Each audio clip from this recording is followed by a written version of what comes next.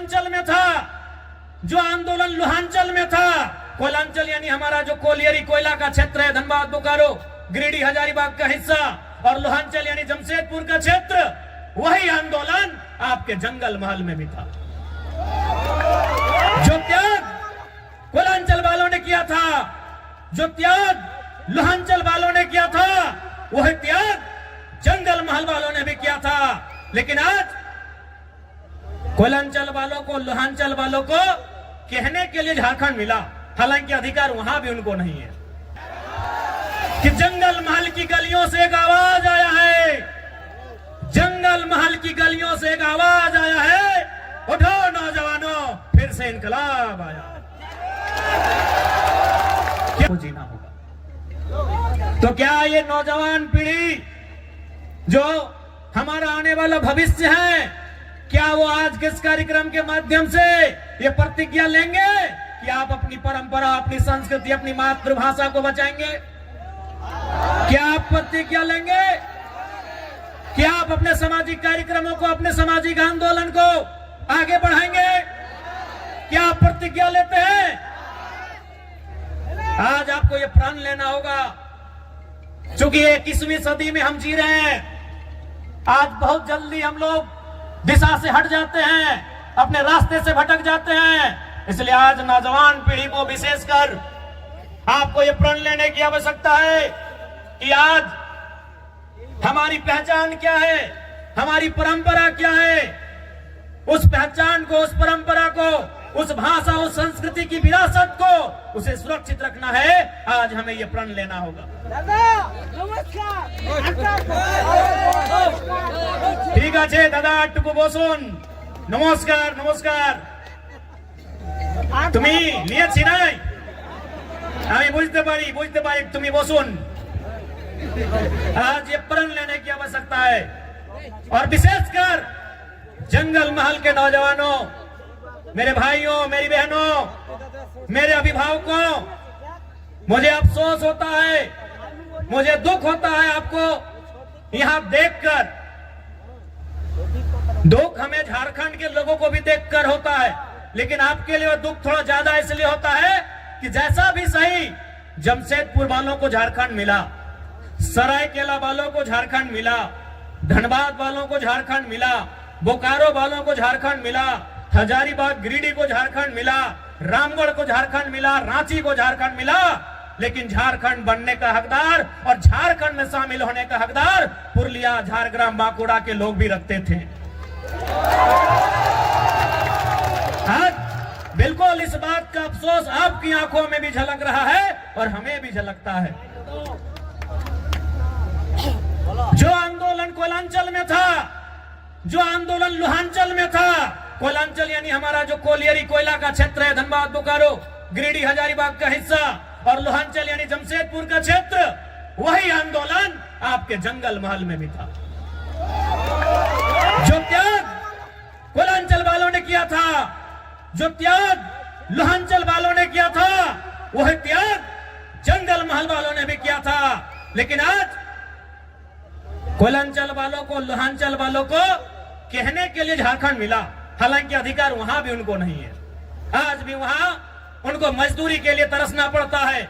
उनकी जमीनों में कोयला, उनकी जमीनों में अभ्रक, उनकी जमीनों में लोहा, उनकी जमीनों में लगभग 80 प्रकार के मिनरल्स पाए गए हैं, लेकिन आज उन्हें नौकरी के लिए तरसना पड़ता है। लेकिन हाँ, उनके पास कहने के लिए है, हमारे काछे ए शब्द আছে कि हमरा झारखंड, हमरा पवाली झारखंड, लेकिन आपके पास वह भी कहने को नहीं है कि हमारे पूर्वजों ने, हमारे बाप दादा ने जो आंदोलन किया था, जो संघर्ष किया था, उसके बदले आप उस झारखंड का हिस्सा नहीं बन पाए। तो कहीं ना कहीं इसमें भी साजिश है, साजिश है, बहुत बड़ी साजिश है। तो इसलिए नई पीढ़ी को यह प्रण लेना होगा कि हमारे पूर्वजों ने आंदोलन को जहां लाकर छोड़ा है, वो विरासत जो हमें देकर गए हैं, उस विरासत को यहां से फिर से हमें लेकर जाना होगा। क्या आप तैयार हैं? कि जंगल महल की गलियों से एक आवाज आया है, जंगल महल की गलियों से एक आवाज आया है, उठो नौजवानों, फिर से इनकलाब आया। क्या आप तैयार हैं? और देखिए नौजवानों, मेरे भाइयों, हम जिस रास्ते में चलने जा रहे हैं, जो कार्य हम करने जा रहे हैं, मानते हैं आसान नहीं है। एक काजटा सरल नहीं আছে, किंतु असंभव भी नहीं है। मानते हैं वो काम आसान नहीं है, वो काम सरल नहीं है, लेकिन वो असंभव भी नहीं है। आज हमारे समाज का जो मांग है शेड्यूल्ड ट्राइब इंक्लूजन का, आज ये लड़ाई भी, आज ये मांग भी परसों नहीं दशकों पुरानी है। इसलिए एक बात हमेशा याद रखिए, आज चाहे सामाजिक आंदोलन हो या किसी प्रकार का आंदोलन हो, जो लोग अगुवाई कर रहे हैं, जो लोग लड़ रहे हैं, शायद वो कल नहीं होंगे। आज हम लोग भी कल नहीं होंगे, लेकिन आपका समाज, हमारा ये बृहद समाज जो हजारों लाखों साल पुरानी परंपरा और संस्कृति से परिपूर्ण है, वो समाज रहेगा। इसलिए आपको उस बागडोर को, उस विरासत को अपने हाथों में लेकर आगे बढ़ना है। मैं आप सभी से कहना चाहूंगा, आज जब भी आप किसी आंदोलन के लिए जाते हैं, जब आप संघर्ष का रास्ता चुनते हैं, आपको त्याग करना पड़ता है। बिना त्याग का आपको मंजिल नहीं मिलेगा। आज आपको त्याग करना होगा। आप कहेंगे कि हमें भोग का रास्ता भी चुनना है, हमें ऐसो आराम का भी रास्ता चुनना है, और हमें मंजिल की ओर भी जाना है, हमें अपने सपनों को भी साकार करना है, तो संभव नहीं, आपको त्याग करना होगा। आज का समय त्याग का है, और जो नौजवान त्यागी बनकर इस रास्ते में आएंगे, तभी हमारा समाज उत्थान की ओर जाएगा। इसलिए इस पीढ़ी को तो त्यागी बनना होगा। हमारे जिले में एक वीर क्रांति दूत हुआ करते थे, शहीद शक्तिनाथ महतो। वो अक्सर कहा करते थे कि एक पीढ़ी को जेल जाना होगा, दूसरी पीढ़ी को गोली खानी होगी, तभी तीसरी पीढ़ी राज करेगी।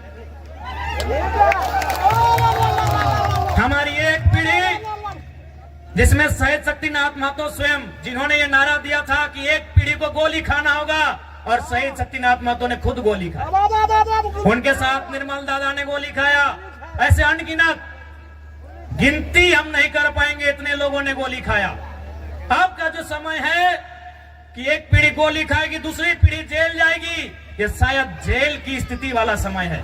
और आपने देखा पुरुलिया के जिले में, घाटशिला में हमारे 51 लोगों को जेल जाना भी पड़ा। लेकिन उन विषयों से, उन घटनाक्रम से आपको कतराना नहीं है, क्योंकि आपकी लड़ाई आपकी व्यक्तिगत नहीं है। आपकी लड़ाई केवल आपके लिए नहीं है, आपकी लड़ाई केवल आपके घर आंगन तक सीमित नहीं है। आपकी लड़ाई कई हजारों साल पहले जो सपना हमारे पूर्वजों ने देखा था, उस सपने को साकार करने की लड़ाई है। इसलिए आज आपको त्यागी बनना होगा। इसलिए आज आपको त्यागी बनना होगा। और एक बात याद रखिएगा,